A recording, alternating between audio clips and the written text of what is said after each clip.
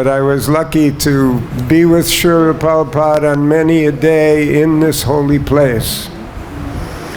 Started in 1974 when we thought there was going to be the opening of the Krishna Balaram Mandir. And this is my wife, Ratneshwari Dasi. For all these years now, she's tolerated me. And after we just got married in the temple in San Francisco, we went to her parents' house in New York. Big Italian family. Italians are very clan-like, right? So there was a little reception, and these gentlemen just kept coming up to me and giving me this white envelope. And okay, I'm holding on to it, I'm wondering, and when everybody left, I asked my wife, what is this? She says, oh, it's a wedding gift for you. So there was money in all those envelopes, and we counted the money, and we thought, oh, we can go to India. So we bought 2 tickets to come to Vrindavan for the opening of the temple here. Now, when we got off of the plane, it was June 9 in New Delhi. And the stewardess opened the door to the airplane, and a blast furnace came right in our face. And I said, oh my God, what is this? This is the Indian summer.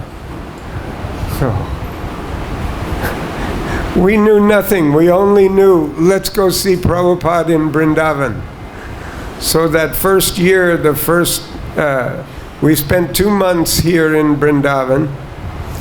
There was no air conditioning, there was no fresh bottled water, there was only potato sabji at night, and it was very, very austere. Luckily we were 24 and healthy and barely could tolerate it. We both got a severe case of dysentery. My wife lost 50 pounds in 2 months. When we got back to New York, my father-in-law looked at her and looked at me and said, my God, what have you done to my daughter? So, and we were very sick, but the next year we thought, let's go to India again. Vrindavan is so nice. So every year we've been coming since 1974. And the next year, actually, the temple really did have an opening, I believe, 75?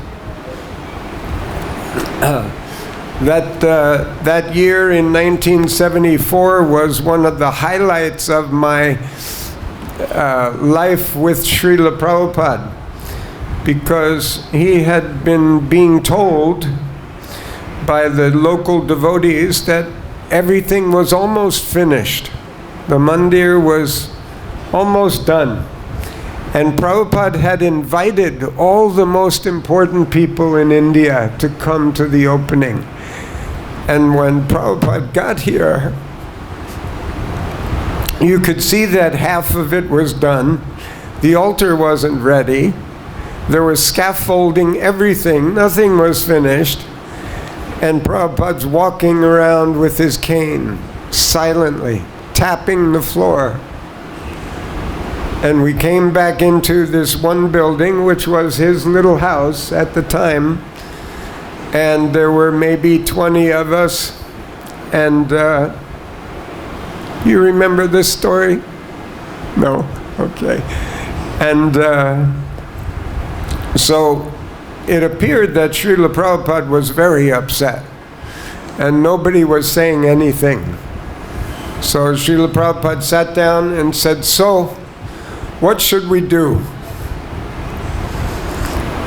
And I remember sitting in the back of the room there, and there were like 10 sannyasis in front of me holding their staffs.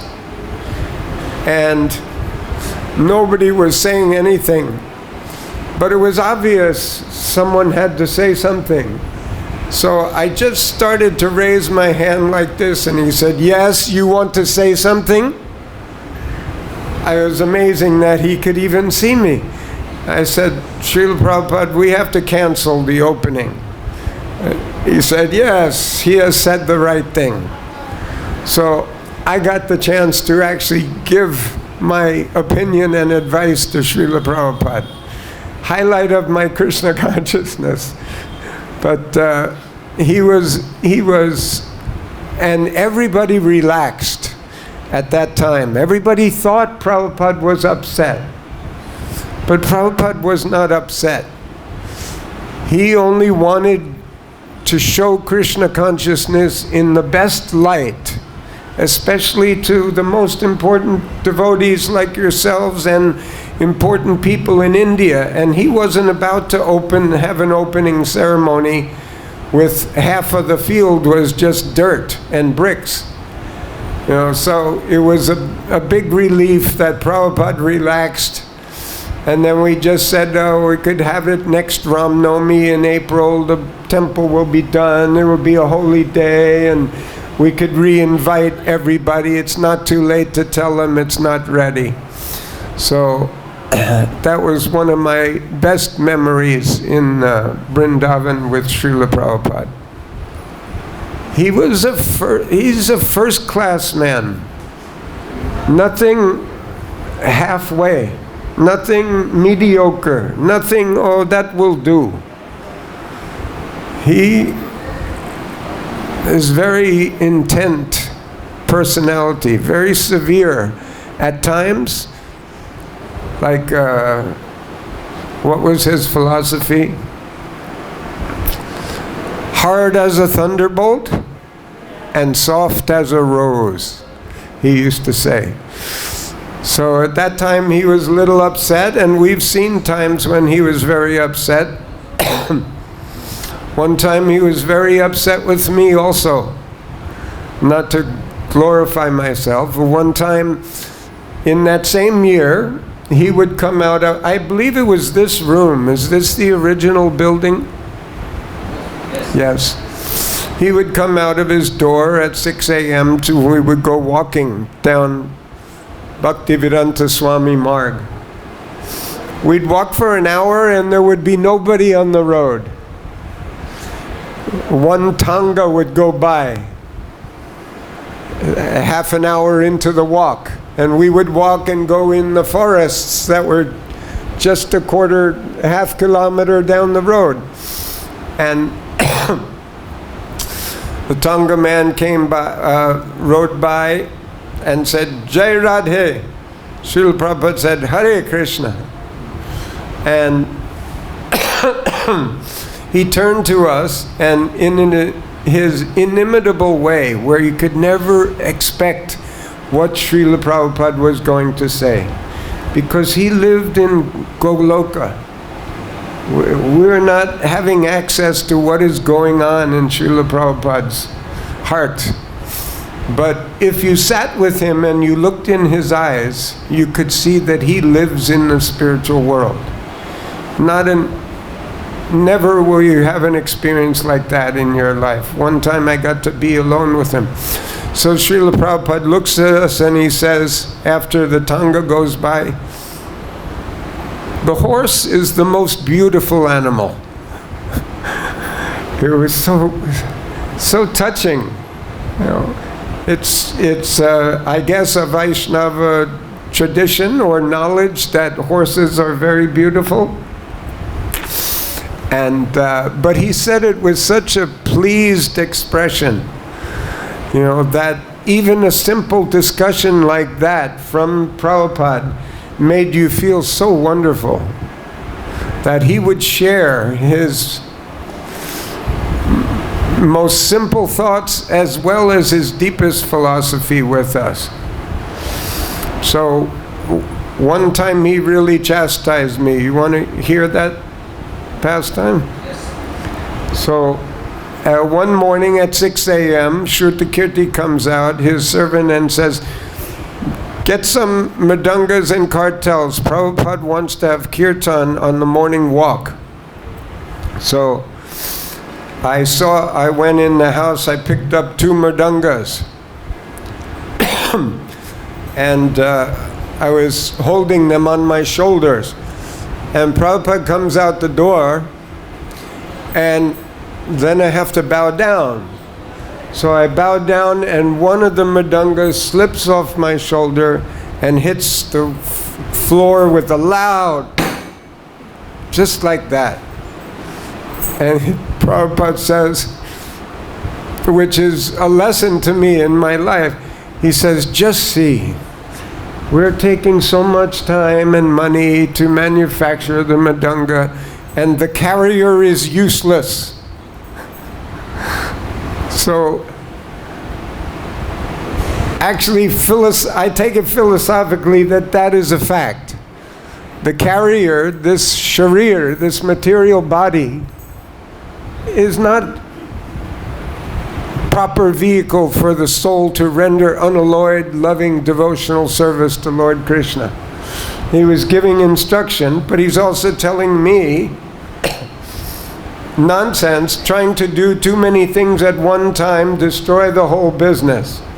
And that was a good guideline for my life. Even in my householder business for the last 50 years, and I've always remembered, don't bite off more than you can chew, is the saying in English, right? Or don't try to do more than what you can do expertly. But then he looks at me. Everybody hears the sound. Prabhupada's staring at me. 50 devotees are staring at me. Oh, my heart is broken, you know. And he said, is it finished? The mridanga. Excuse me. And I looked at it, I said, no, Prabhupada. And he waves and says, all right, let's go. So, there's a saying that when the spiritual master chastises you, it's even more mercy for the disciple than if he praises you. One time he said, yes, he has said the right thing. This time he says, this carrier is useless. This is more of a blessing than to be given his approbation, or you are such a good devotee, you have done so much. Actually, Prabhupada is doing everything. We are simply trying to cooperate a little bit. And if we become proud and think that we are important in the service of God, that is a real fall down for us. Better we think that we are useless and we're only trying to give a little service by the grace of Prabhupada, that anything is happening at all. What say you? She agrees. Who has some extra commentary? Because when they chastise you, this is how we can improve our services to the Lord. Can I say something? You look somewhat like Srila Bhakti-Siddhanta Saraswati Maharaj. Jai Ho. Yes, Prabhu. But as devotees, you always expect and look forward to some words of praise from the spiritual master. Yes. Yes. One time I did get praise from Prabhupada with just a look in Berkeley, California. In the preaching in America, first there was New York, then there was Montreal, then third was San Francisco, and Berkeley is just across the Bay Area from San Francisco. So Srila Prabhupada came to San Francisco for Rath Yatra. That is a big part of ISKCON early history, is Rath Yatra in San Francisco. Anyone ever been to Rath Yatra in San Francisco besides you? Yes. This is the first time I saw Srila Prabhupada. We were living in Trenton, New Jersey, south of New York City, just north of Philadelphia. And we were getting over the hippie life of the 1960s. We were teenagers in the 1960s in America, a very scary area of life. And we were looking at, oh, Timothy Leary teaches this, Swami Rama teaches this, Yogi Bhajan teaches this. And one day we went to Washington, D.C. for a big peace rally. The Vietnam War was going on. The country was in uproar, especially the younger generation. And there was 500,000 people marching on Washington to end the war in Vietnam. And we went there together, and we saw this big white parachute. You know what is a parachute? Any military men here? Yes? Yes, it was a big, like a tent. And we went inside and we heard music, and they were singing Hare Krishna. There was 100 devotees. And they were passing out a little booklet called The Peace Formula. Have you seen that book?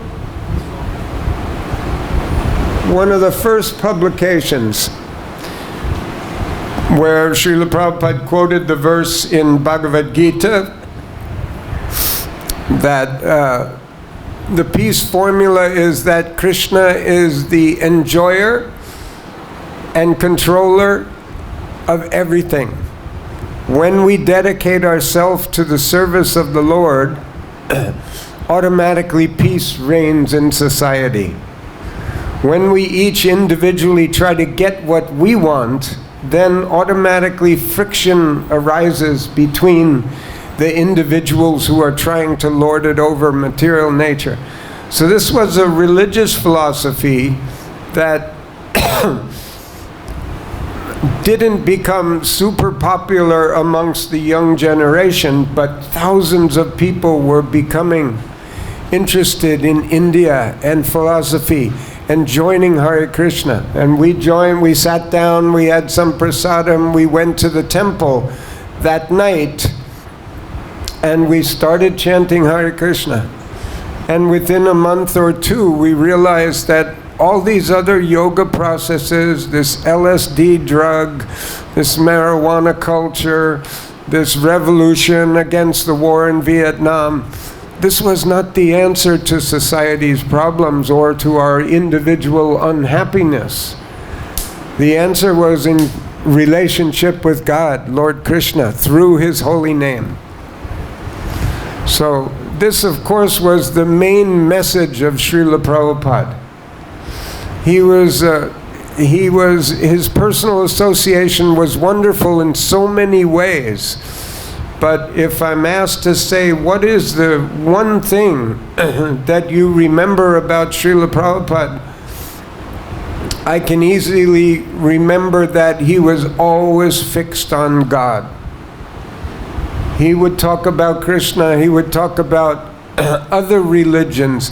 He would mention the word God instead of Krishna on many occasions, because he knew he was preaching to Westerners who were not so familiar with the terminology Krishna or Bhagavan, but that's where his consciousness was. He never forgot God or Krishna for a second, and everything he was saying was God conscious.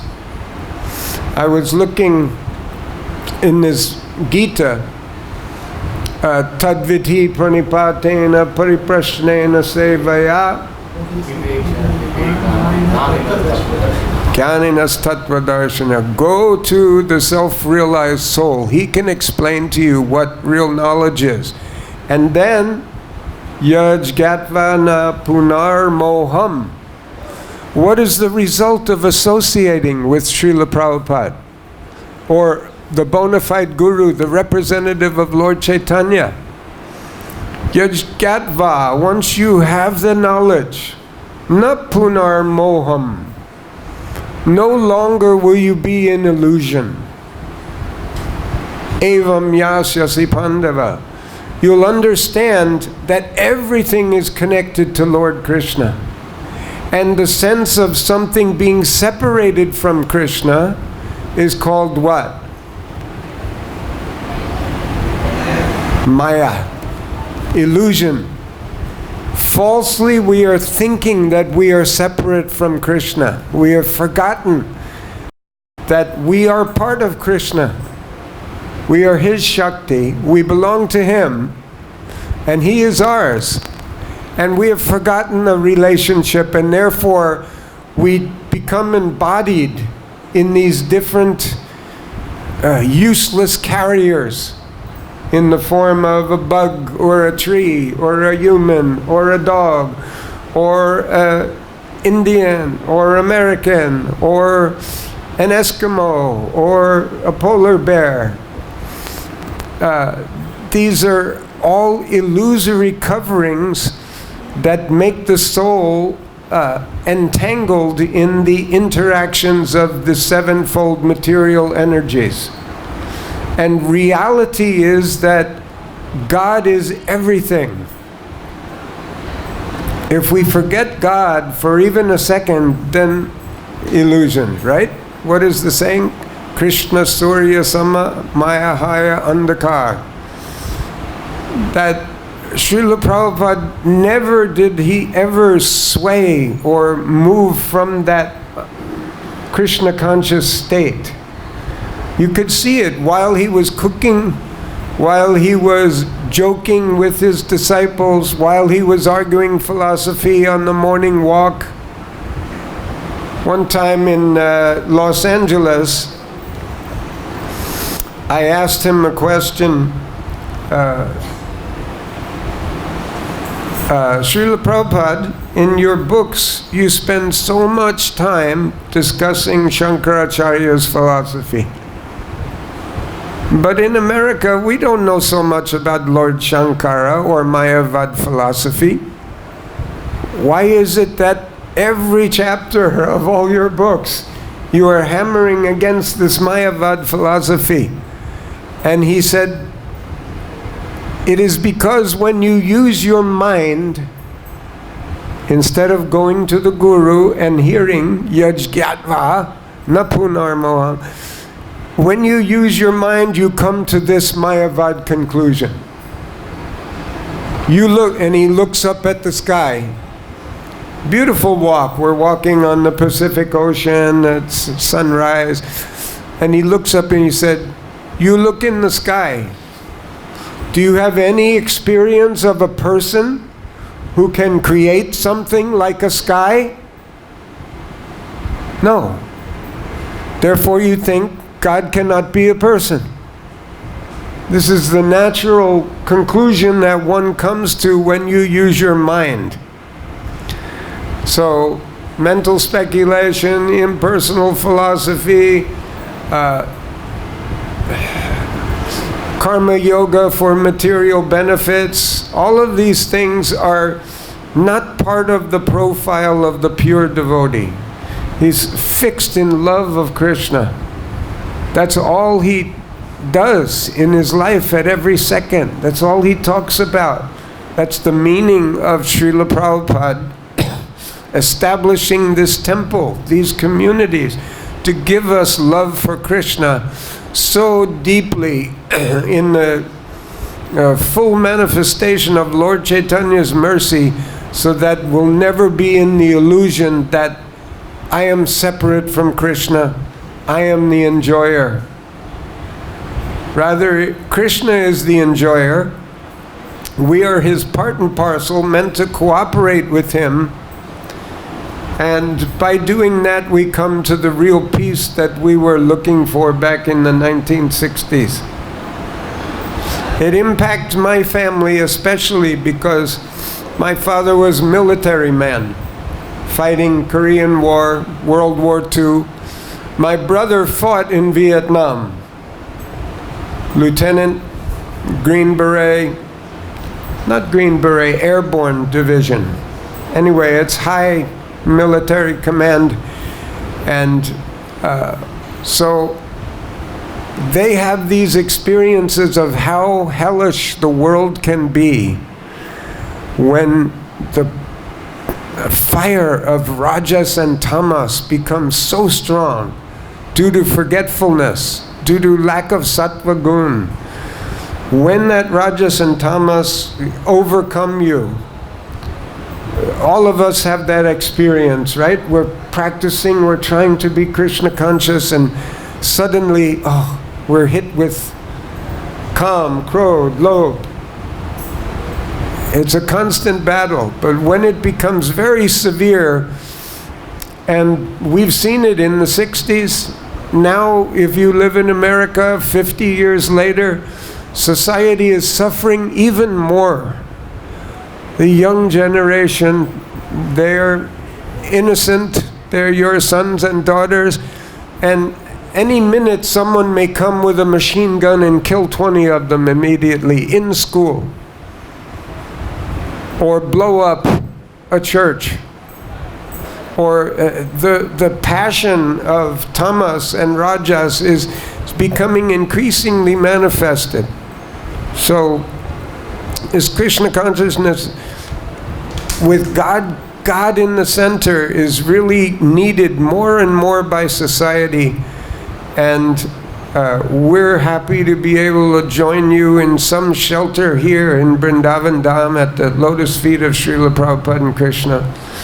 And we thank you for it, and we thank Srila Prabhupada for this wonderful association and for staying in our hearts and keeping us on the, hopefully, on the,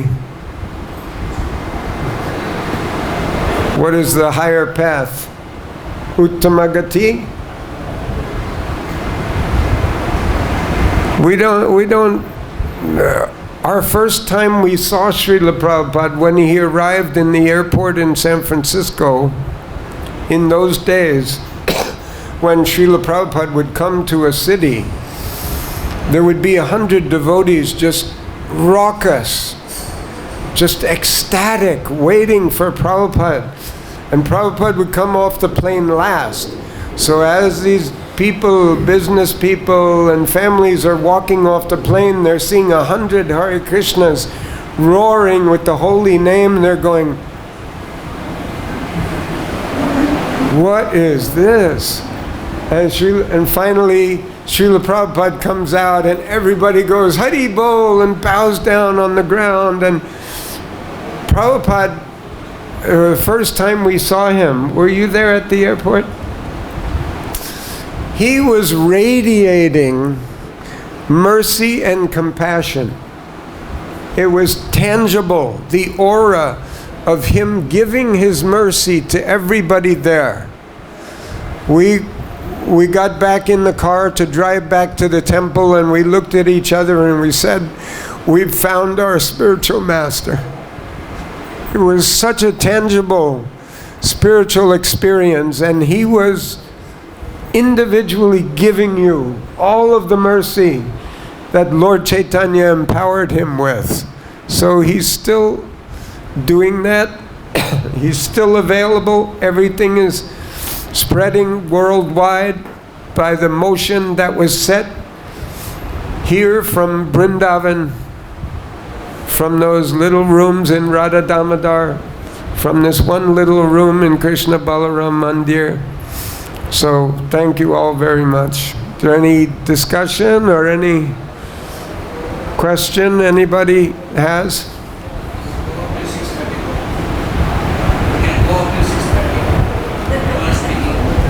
Go on speaking.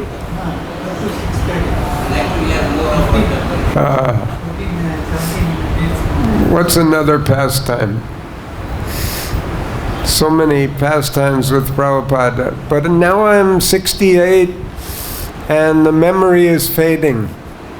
The feeling in the heart of the experience, you'll never forget that first time you chanted Hare Krishna, or the first time you had deep realization in your consciousness. You'll never forget that.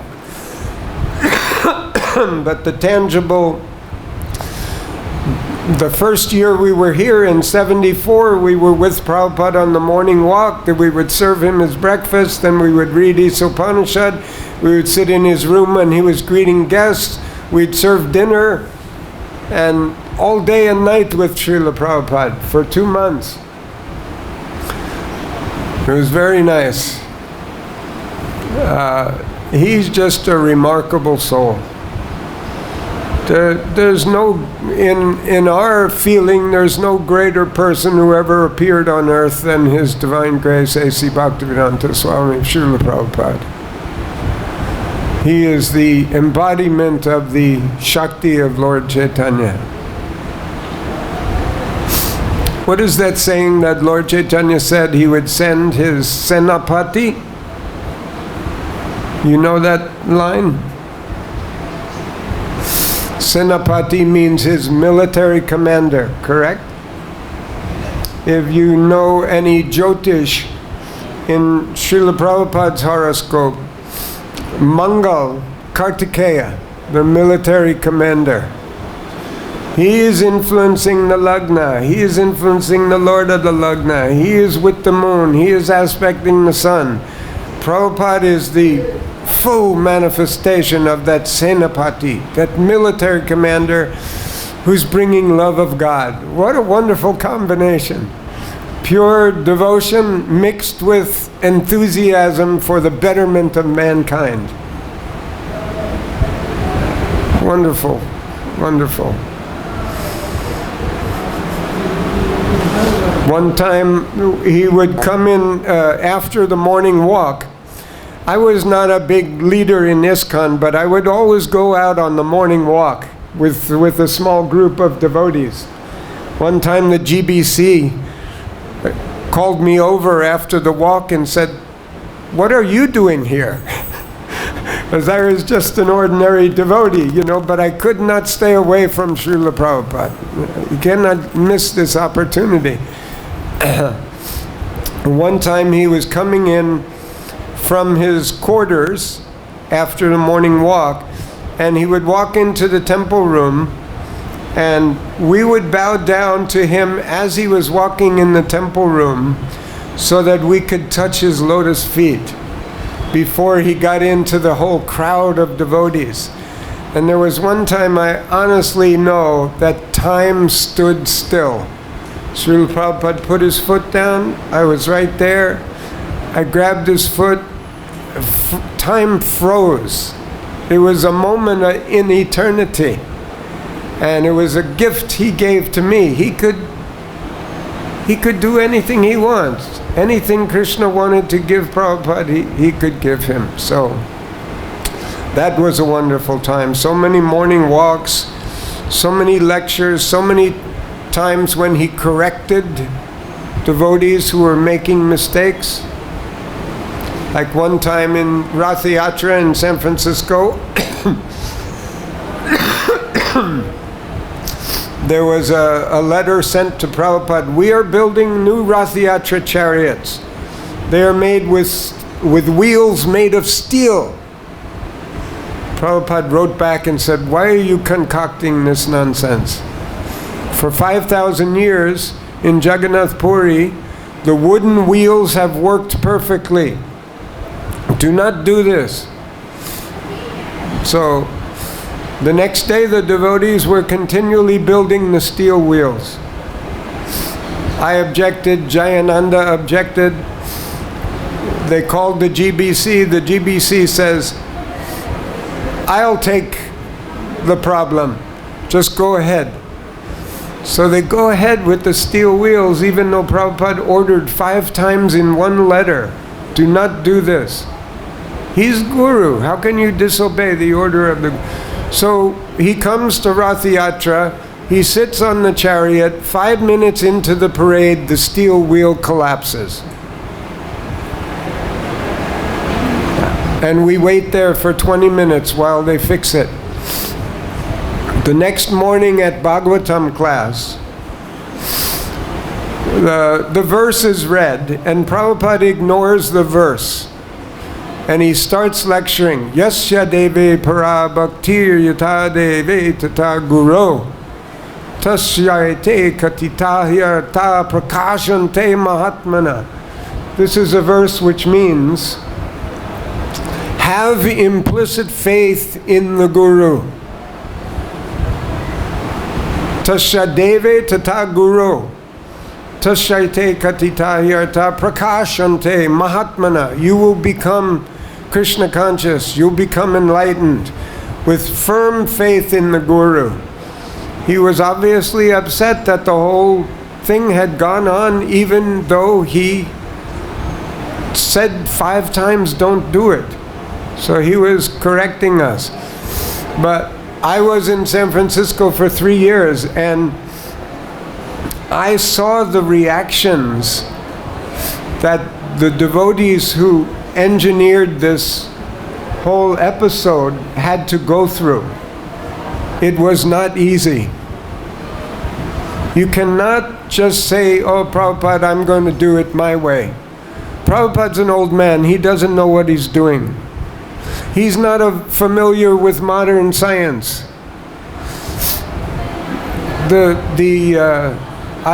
I don't need to tell you the gory details of what happened to these devotees who, but it was a story that, I carried since 1975 in my heart.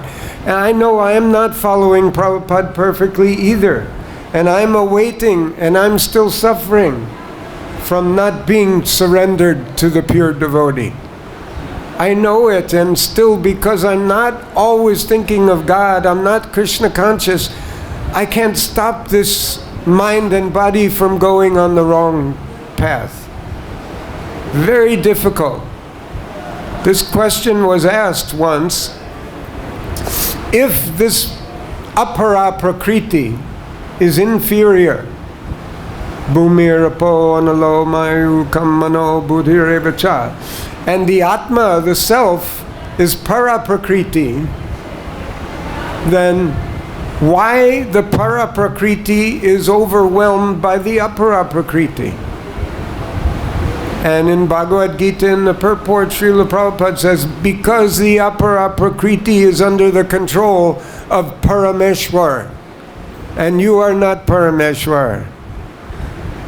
Krishna, Parameshwar, in your heart realizes what your real desire is, what your level of surrender is, and he reciprocates accordingly. He covers you, or he withdraws the covering. He benedicts you, he gives you a challenge for your betterment. So, Srila Prabhupada was never touched by the apara prakriti. I saw that in his life. There was never a time when he was interested in money, popularity, followers, reputation. Prabhupada would sleep maybe 1 or 2 hours at night, 11 to 1 in the morning. He would get up, he would do his guru japa, he would dictate his books, he would take a morning walk of 3 miles, he would come back, he would give Srimad Bhagavatam class, and finally we'd go to his office hoping to get some prasadam from his breakfast. And the devotee would bring his whole plate out. 25 fruits, watermelon, oranges, banana, everything. And after 7 hours of seva and working hard, he would suck on a few oranges, take 1 or 2 strawberries, bas. Sometimes he could eat 20 chapatis. One time here in Vrindavan in 1974, after everybody had left one night, I was cleaning up in the room here and taking things to the kitchen, and Srila Prabhupada said, "You, what have you got there?" I said, "Gulab Jamun, Prabhupada." And he says, he takes one. I'm thinking it's 10 o'clock at night. Srila Prabhupada's eating Gulab Jamun, You could say, this is Bhogaishwarya Prasaktanam or whatever you want to say, but A pure devotee, it's all bhakti. It's all done in love of God. Eating, sleeping, speaking, lecturing, flying on an airplane. His every move is in the service of Lord Krishna. Wouldn't it be wonderful if we actually felt that way? It's a decision in our consciousness. Do you want to serve God? Really, are you giving your life to the service of God?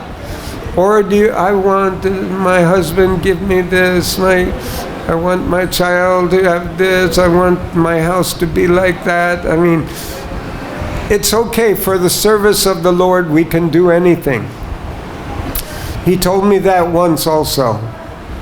I'm being from a military family, I have this Kshatriya ego. So one year, 1975, I decided to run for political office. So I went to see Srila Prabhupada. And I said, Prabhupada, I want to run for mayor of my town. And Srila Prabhupada looked at me and laughed, and he said, I don't think this politics is very important for our preaching. Not for our I don't think this politics is very important. And I said, no, I was just thinking we would get some coverage on the television and the newspaper, and it would open up preaching in the town. He says, oh, for preaching we can do anything. So I have many memories like that, and thank you for the opportunity to try and remember my life with Srila Prabhupada. And I hope that all of you are enjoying your life with Srila Prabhupada and continually serving him, talking to him, meditating on him, reading his books, and teaching others about Srila Prabhupada's glories. Srila Prabhupada ki jai ho, Hari Bol.